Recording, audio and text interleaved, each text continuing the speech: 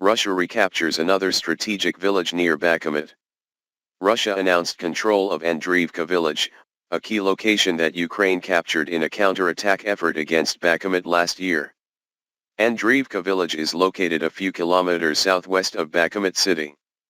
The Ukrainian army last year focused its efforts on retaking Bakhmut to hold back Russian forces, prevent the enemy from advancing further west and aiming directly at Kiev's defense lines in the area.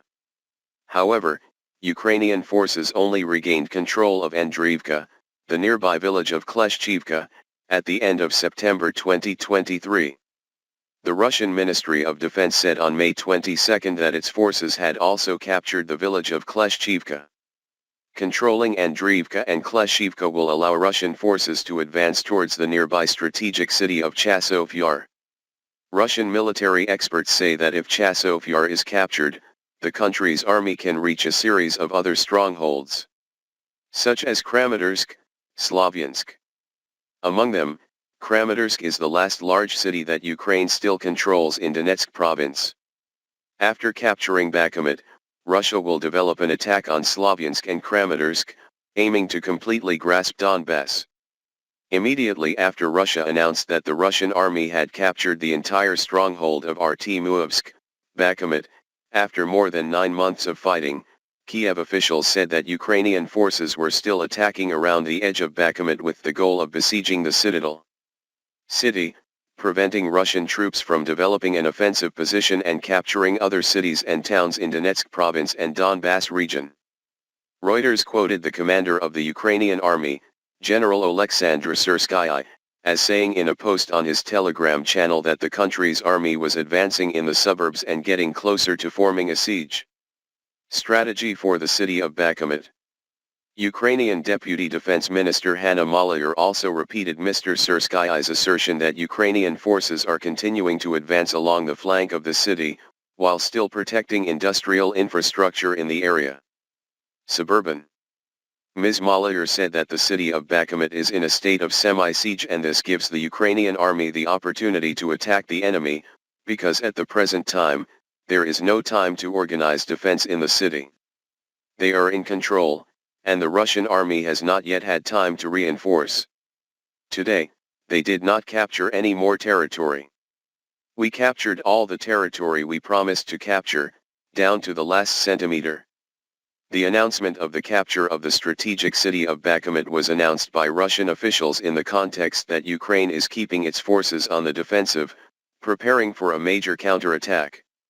Kiev officials said their goal in Bakhmut was to make Russia mobilize troops from elsewhere to defend the city, causing heavy damage to Russian forces here and weakening the army's defenses. Russia is on other fronts, preparing for a planned major counterattack. Commenting on the victory on the Bakhmut front, Russian military expert Vasily Dandykin told Izvestia that the liberation of the city of Artemovsk, Ukrainian name is Bakhmut, by Russian forces will be a strong blow to the Ukrainian armed forces. Even gaining control of Bakhmut is not only a tactical victory but also has strategic significance, deciding the outcome of the Russia-Ukraine conflict in the Donbass battlefield. The importance of Bakhmut's victory. According to Russian experts, Ukrainian forces tried to turn Bakhmut into a fortress to block the advance of the Russian army, so the fall of Bakhmut greatly reduced the morale of Ukrainian soldiers and depleted Western confidence in Kiev's victory in the counter-offensive campaign. According to Mr. Dandykin, from an operational and tactical standpoint, the liberation of the city is an important milestone. Artemovsk is a key logistics center. For a long time it was associated with the supply of all fortified areas along the Donbass arc up to Seversk. Because of the importance of the supply route, Ukrainian forces resolutely entrenched themselves in Artemovsk, despite heavy losses during nearly 9 months of fighting. After the liberation of Artemovsk, the last transportation artery of Kiev forces in Donbass was cut off. Such a turning point would make moving troops, ammunition, fuel, and other supplies to the border more difficult. Expert Vasily Dandykin reminded that the important thing now for the forces of the Wagner Private Military Group and the Russian army is to strengthen troops to strengthen the flanks and repel counterattacks of reoccupation by the Russian army. Kiev government in the main west direction. He said that the Ukrainian armed forces will focus all counterattack efforts in this direction with the aim of, if not completely encircling, at least bringing Artemovsk into a semicircular siege. According to him, efforts to strengthen the defensive posture will help Russian troops defeat Ukrainian forces, which are not skilled in attack. Next, Russia needs to continue to advance Mr. Avdiivka and Mariinka, so that Ukrainian firepower cannot shell Donetsk and other major cities. The Russian expert pointed out that after liberating these cities, the Russian army will have to tighten the Great Donetsk Arc, from Ugledar to Seversk and reaching Konstantinovka, Kramatorsk, and Slavyansk. According to experts, these are the last cities of the large Donbass complex, which Kiev has increased its defenses in recent times. Behind those cities is the steppe, without large cities and village chains like in Donbass, so it is easy to attack, difficult to defend.